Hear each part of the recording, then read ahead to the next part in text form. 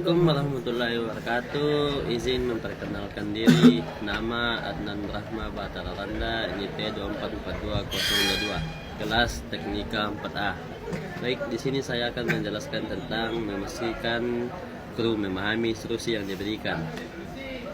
Instruksi yang diberikan sangat penting dalam operasi kapal karena kesalahan kecil dapat menyebabkan kecelakaan, kerusakan alat, keterlambatan pekerjaan, bahkan membahayakan keselamatan jiwa. Seorang perwira atau pemimpin kerja tidak cukup hanya memberi perintah, tetapi juga harus memastikan bahwa setiap anggota kru benar-benar mengerti apa yang harus dilakukan, bagaimana cara melakukannya, dan apa tujuan dari pekerjaan tersebut. Berikut beberapa cara untuk memastikan kru memahami instruksi yang diberikan. 1. Memberikan instruksi dengan jelas dan sederhana. Instruksi harus disampaikan menggunakan bahasa yang mudah dipahami, singkat dan langsung pada inti pekerjaan. Hindari penggunaan kata-kata yang terlalu rumit atau penjelasan yang membingungkan. Dalam lingkungan kapal, kru berasal dari latar belakang dan kemampuan bahasa yang berbeda, sehingga komunikasi harus dibuat sesederhana mungkin.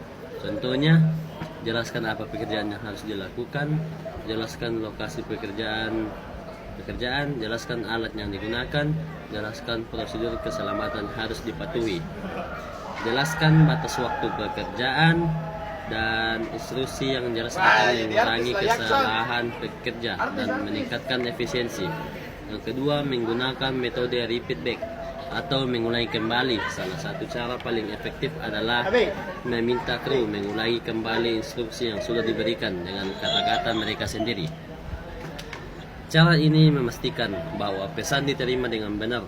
Contoh, perwira memberi instruksi, kru mengulangi. Baik chef, saya akan memeriksa tekanan oli generator nomor 2 dan melaporkan hasilnya setelah selesai.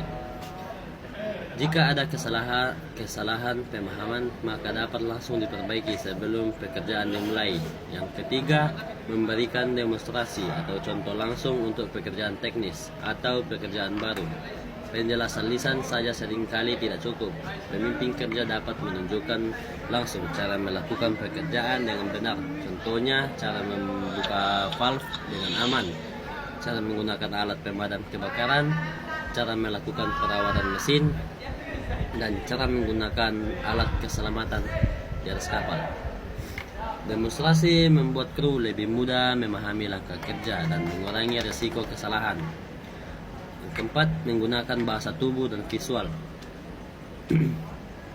Kadang kru lebih mudah memahami instruksi melalui gambar, simbol, diagram, atau checklist, atau isyarat tangan. Dalam dunia pelayaran, banyak prosedur keselamatan menggunakan tanda visual agar lebih cepat dipahami.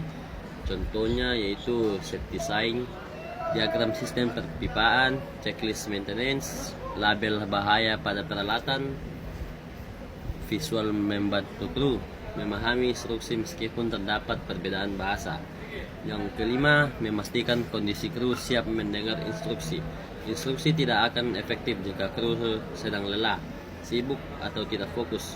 Karena itu, memberikan instruksi pasti memperhatikan kurangi gangguan suara, pilih waktu yang tepat, pastikan semua kru hadir saat briefing. Dalam pekerjaan kapal, toolbox meeting atau safety meeting sering dilakukan sebelum pekerjaan dimulai agar semua kru fokus pada instruksi dan bahaya kerja. Yang keenam, sebelum pekerjaan dimulai, lakukan briefing singkat mengenai tujuan pekerjaan, risiko pekerjaan, langkah kerja, dan pembagian tugas. Tindakan darurat, briefing memberi kesempatan kru untuk bertanya jika ada hal yang belum dipahami. Komunikasi dua arah sangat penting agar tidak terjadi kesalahpahaman. Yang ketujuh, mengawasi pelaksanaan pekerjaan. Pemimpin kerja harus monitoring pekerjaan secara langsung. Pengawasan membantu memastikan instruksi dijalankan dengan benar. Jika ditemukan kesalahan, maka koreksi dapat segera dilakukan sebelum menimbulkan masalah yang lebih besar. Pengawasan juga menunjukkan bahwa keselamatan dan kualitas kerja benar-benar diperhatikan. Yang kedelapan, memberi kesempatan bertanya. Kadang kru tidak memahami instruksi tetapi takut bertanya karena malu atau takut dimarahi. Oleh karena itu, pemimpin harus menciptakan suasana komunikasi yang baik dan terbuka. Contohnya, apakah ada yang belum jelas? Silakan bertanya jika masih bingung. Dan dengan begitu, kru akan lebih percaya diri untuk memastikan kembali instruksi yang diterima. Yang kesembilan, menggunakan standar dan prosedur tertulis di atas kapal.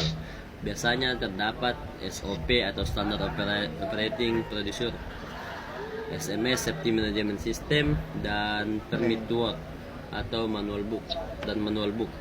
Dokumen tersebut membantu kru memahami langkah kerja yang benar dan menjadi pedoman saat melaksanakan tugas. Yang ke-10, melakukan evaluasi setelah pekerjaan. Setelah pekerjaan selesai, lakukan evaluasi atau debriefing untuk mengetahui apakah instruksi dipahami dengan baik, kesulitan yang dialami kru, kesalahan yang terjadi, cara meningkatkan komunikasi ke depan. Evaluasi membantu meningkatkan kualitas kerja dan kemampuan komunikasi tim. Kesimpulannya, memastikan kru memahami instruksi bukan hanya tentang memberi perintah, tetapi juga memberi pesan diterima dengan benar, dipahami dan dilaksanakan sesuai prosedur. Hal ini dapat dilakukan melalui komunikasi yang jelas, briefing, demonstrasi, pengawasan, dan penggunaan visual, dan metode pengulangan kembali instruksi. Dengan pemahaman yang baik, pekerjaan di atas kapal dapat berjalan lebih aman, efisien, dan terhindar dari kecelakaan kerja. Sekian dari saya. Assalamualaikum warahmatullahi wabarakatuh.